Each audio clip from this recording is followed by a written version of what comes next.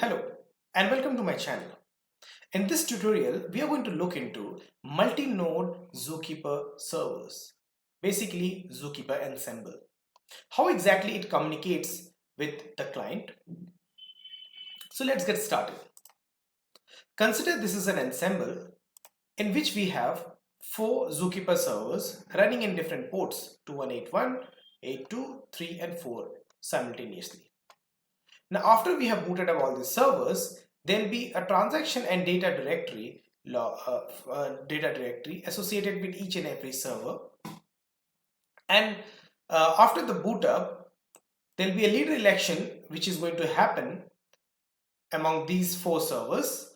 In our case, it is 2181 which has been elected as the leader.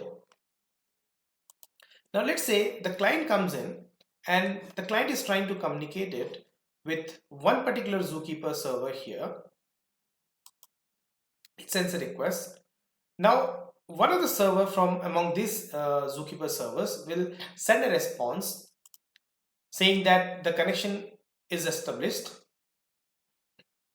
Now in this case, as we have already seen in our previous tutorial, there will be a heartbeat which will be maintained between the client and the server, which signifies a healthy status between zookeeper and the client. So every single activity which is actually being done here will be recorded in the transaction log, as we have already seen in the previous tutorial. And in the data directory, there will be accepted epoch, current epoch or snapshot.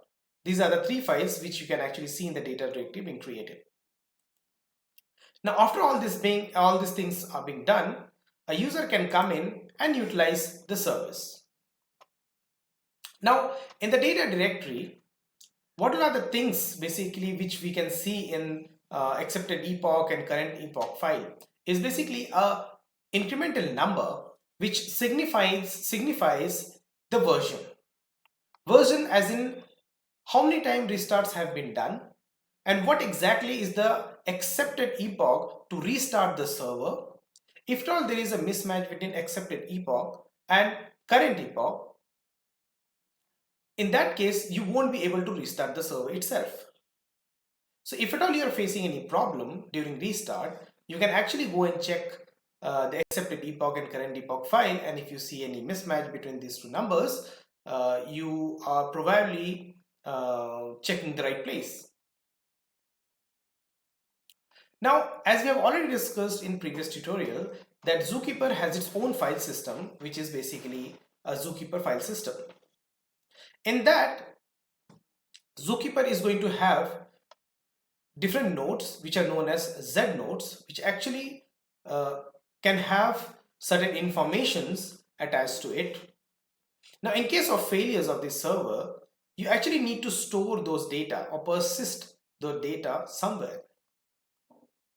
So how Zookeeper handles this is it creates a snapshot file, and in that snapshot file, which looks something like this, will have the entire detail of every single node present in that Zookeeper tree. Now, by doing this, whenever a restart happens, Zookeeper doesn't lose any data. So everything will be intact within the server. Now, in the next tutorial, we are going to create a Zookeeper ensemble, basically which is a multi-node Zookeeper cluster, and see how exactly client communicates and what exactly is the behavior. Thank you for watching this video. If you like this video, please do subscribe to my channel.